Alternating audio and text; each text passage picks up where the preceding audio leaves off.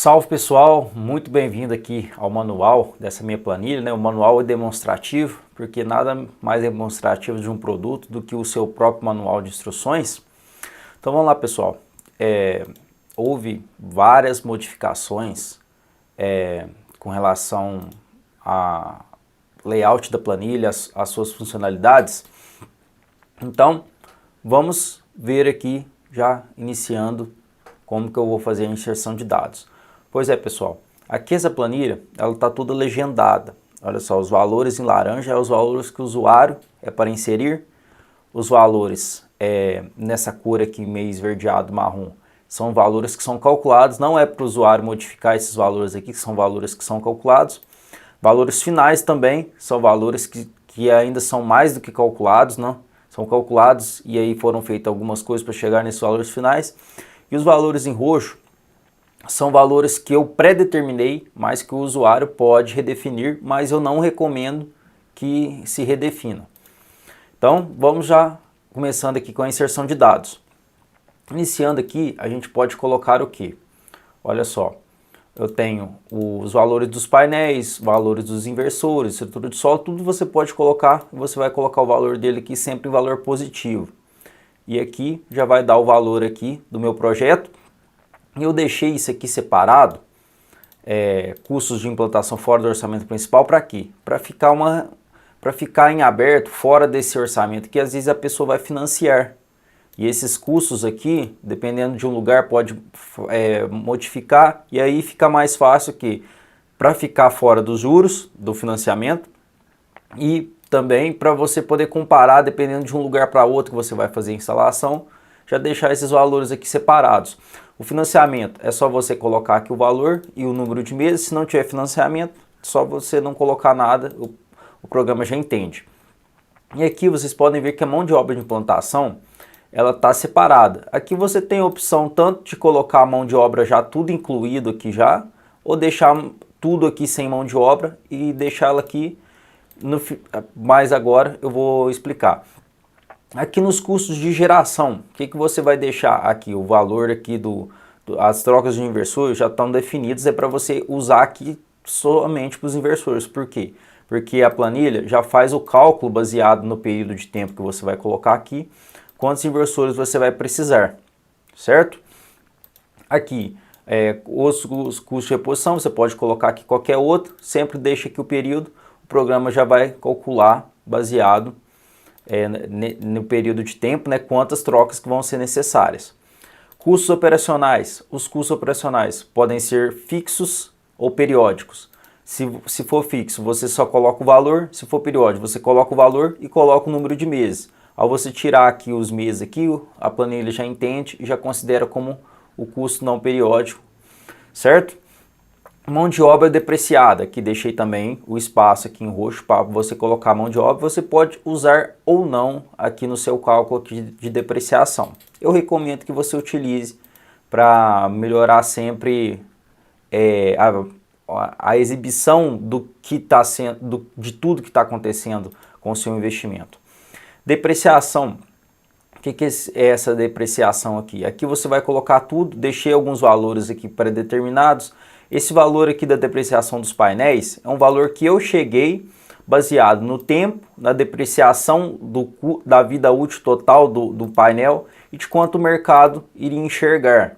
Aqui vocês podem ver que está aqui, ó, nos valores semi-constantes. Coloquei 50 anos da duração máxima, né, de um painel de vida útil e quanto que o mercado pagaria, né, já considerando que a depreciação desses painéis por tempo e pela eficiência que eles vão perdendo ao longo do tempo.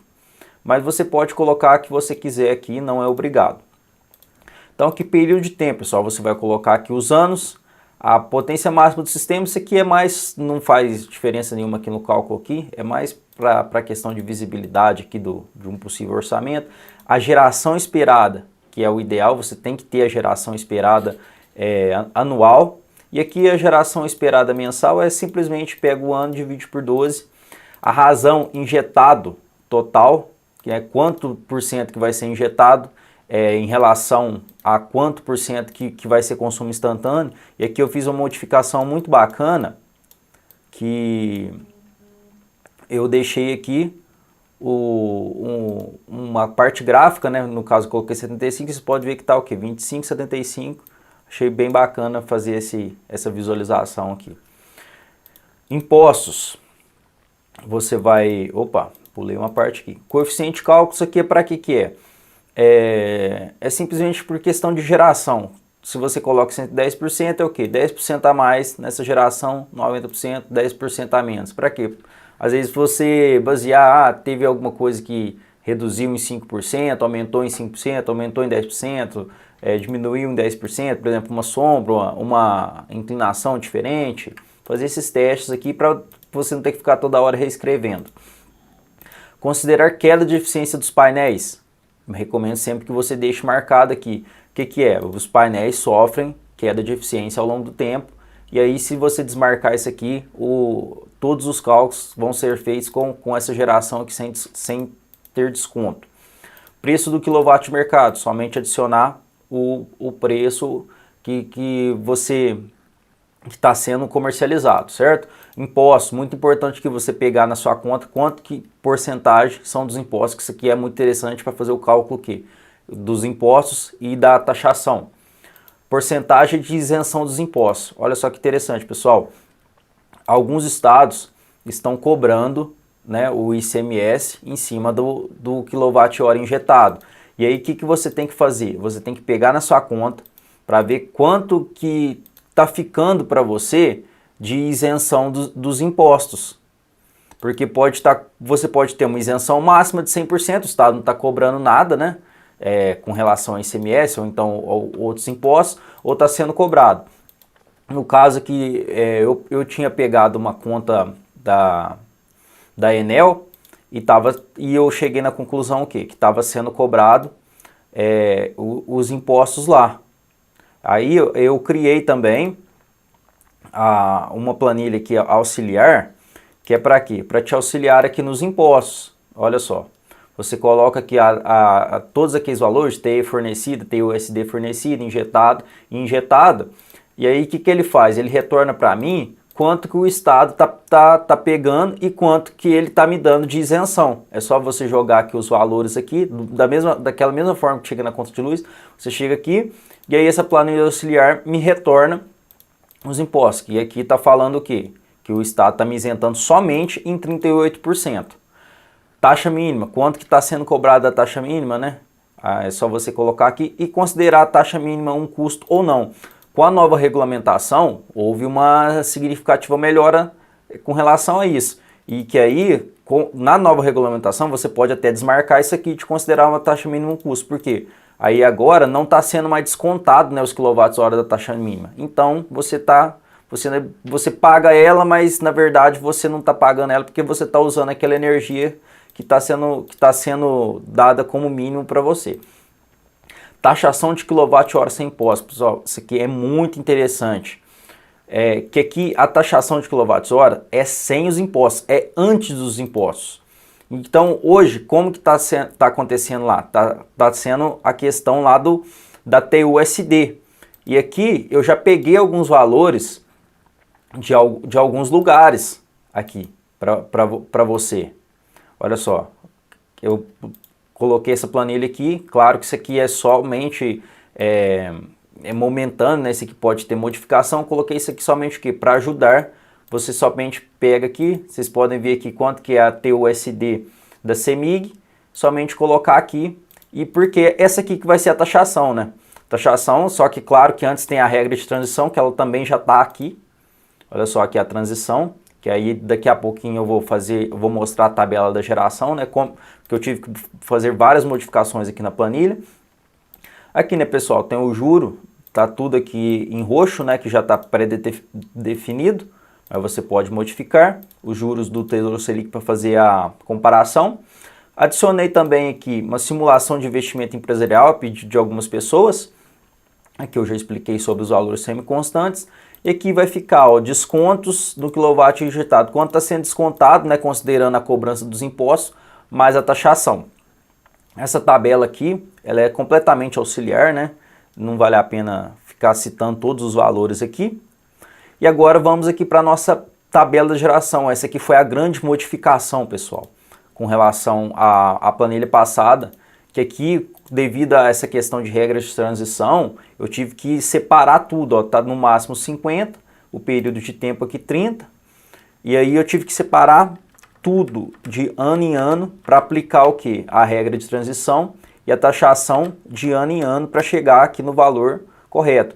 E aqui está o que? A tabela considerando os aumentos e a tabela não considerando os aumentos. E aqui também, comentar aqui brevemente aqui do aumento real de energia. Lembrando, né, pessoal, eu cheguei nesse valor de 2% aqui, eu deixei ele pré-determinado. Por quê?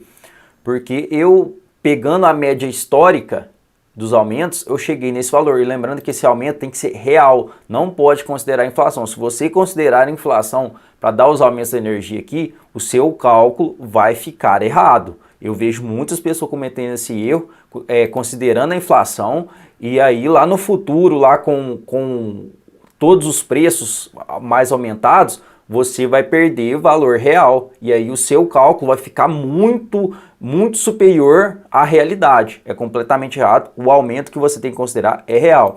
E lembrando, pessoal, nada garante que esse aumento vai existir, pode ser maior do que isso, pode ser menor, então muita cautela com relação aos aumentos, porque eles dão uma boa diferença. Aqui, né, pessoal, o balanço da geração, eu tenho aqui os juros do financiamento, os custos extras para implantação, custo de reposição, custos operacionais, a mão de obra que depreciou, a depreciação e a taxa mínima. Lembrando aqui, eu deixei aqui bem bonitinho aqui com relação ao que é injetado e o que é consumido instantaneamente, todos os valores aqui que foram tirados daquela tabela gigante dos 30 anos. Vamos aqui então, economia pretendida. O que é isso aqui? Isso aqui é simplesmente a geração do primeiro mês, né? Do primeiro mês com o valor em cima dela. Quilowatt real, a geração aqui e quanto que isso deu no primeiro mês. Custo total, o valor inicial, é simplesmente todos os valores iniciais que foram pagos, né? Que são esses valores aqui, somados, esse valor aqui mais esse, todo o valor inicial. Aqui, custo total no período, é o valor inicial, mais todos os custos que eu tive operacionais, né, que são todos esses aqui, todos esses custos operacionais, custo de reposição e operacionais. E aqui eu tenho o custo total considerando a depreciação. Vocês podem ver que a depreciação é menos, por quê? Apesar de eu ter pago aquele valor, sobrou um pouquinho porque eu não gastei tudo, eu não queimei todos aqueles equipamentos, sobrou um pouquinho de valor de mercado ainda neles. Pode ver que como o período é grande, né, 30 anos, não sobrou muita coisa, não deu muita diferença. Aí a depreciação, ela considera somente a depreciação e não o valor que foi pago antes, primeiramente nos equipamentos novos. E aqui custo total no período considerando a taxa mínima, somente considera ou não a taxa mínima, não muda nada. Meu levelized cost, o que é? O meu custo por quilowatt-hora, quanto que está saindo esse custo. E o instantâneo, o que é?